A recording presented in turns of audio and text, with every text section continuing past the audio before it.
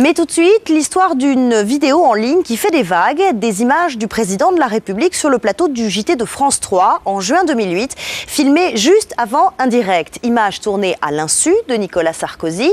Le site d'info Rue 89 qui avait mis en ligne cette vidéo a été entendu par la police mercredi.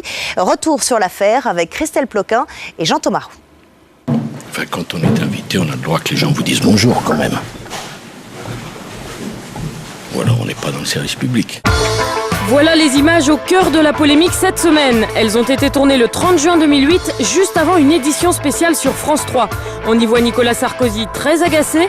On le voit aussi suggérer une question de l'interview. Vous voulez pas poser une question d'actualité sur Carcassonne, non? Ou encore poser une question plutôt personnelle à l'un des journalistes en face de lui, Gérard Leclerc. T'es resté combien de temps au placard?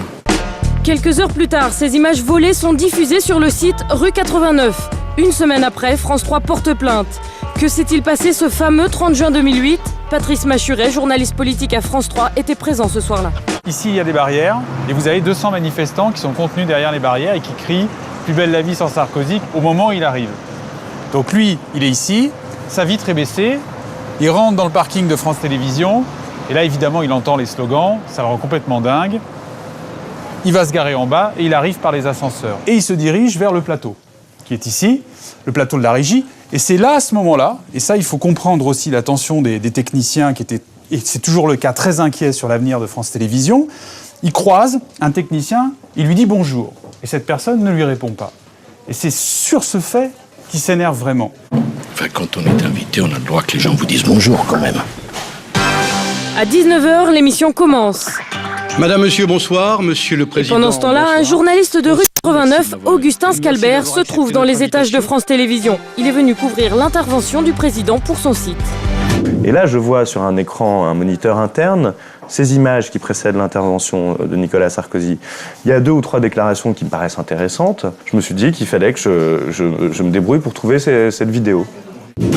Augustin Scalbert ne nous dira rien sur la façon dont ces images sont sorties de France 3 pour se retrouver sur le site de Rue 89, un site connu pour ses nombreux articles sur Nicolas Sarkozy.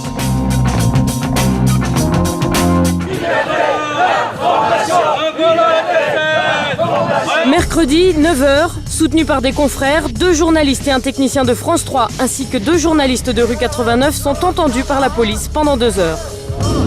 Je n'ai fait que mon métier de journaliste en publiant ces informations et Rue 89 n'a fait que remplir sa fonction de média d'information. Droit à l'information selon les journalistes, vol et recel selon la direction de France 3 qui l'affirme dans ce communiqué mais qui n'a pas souhaité nous répondre. Rue 89 conteste la démarche de la chaîne. Pour moi, il est clair que cette plainte de France 3 est une affaire politique. Elle est faite sous pression de l'Élysée et d'ailleurs un conseiller de Nicolas Sarkozy me l'a même dit. Ce conseiller, selon le Canard enchaîné de cette semaine, ce serait Dominique Paillet. Nous l'avons contacté mercredi, il dément formellement ses propos. France 3 maintient sa plainte, l'enquête suit donc son cours.